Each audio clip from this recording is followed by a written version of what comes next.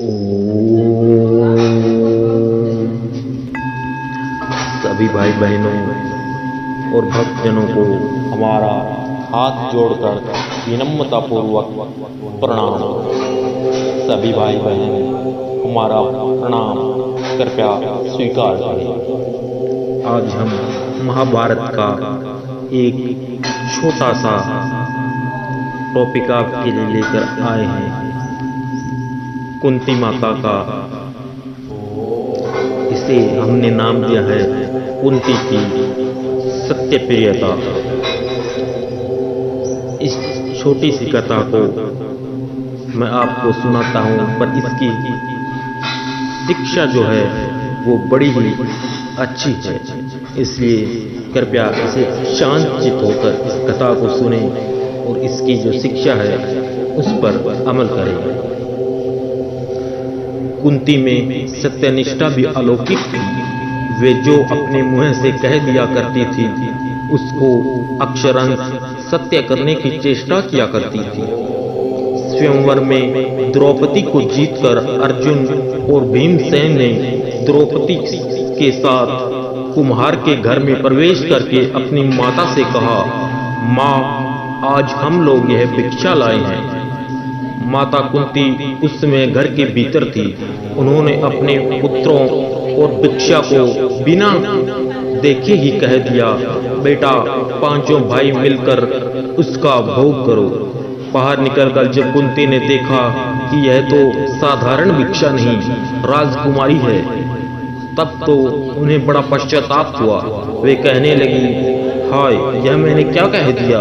वे तुरंत द्रौपदी का हाथ पकड़कर युधिष्ठिर के पास ले गई और बोली, बेटा, जब भीमसेन और अर्जुन इस राजकुमारी को लेकर भीतर आए तब मैंने बिना देखे ही यह कह दिया कि तुम सब मिलकर इसका भोग करो। मैंने आज तक कभी कोई झूठी बात नहीं कही है।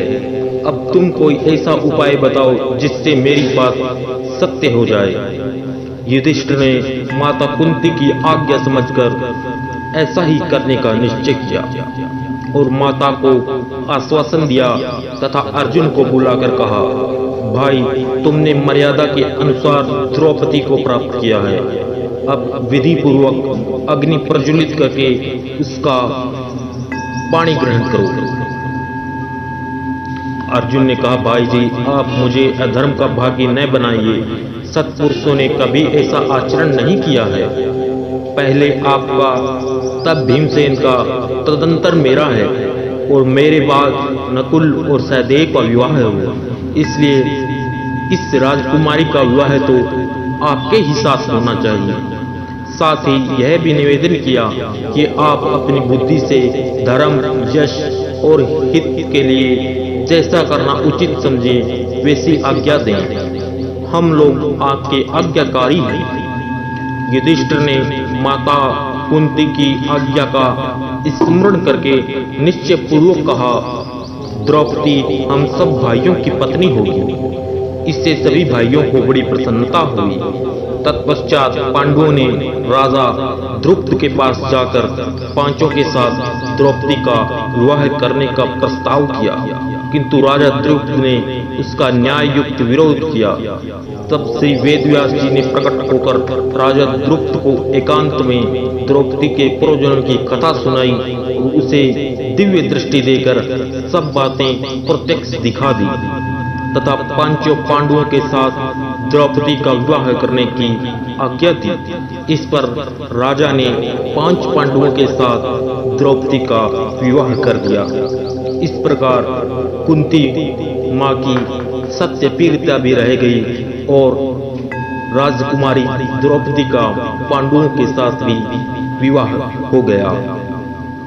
इस कथा से हमें यह शिक्षा मिलती है कि माता कुंती जिसने कभी झूठ नहीं बोला था, उन्होंने अपनी बात एकदम से जो बोली थी उसका भी मान रखने के लिए कोई न कोई उपाय निकालकर अपनी सत्यप्रियता सिद्ध कर दी और वह हमेशा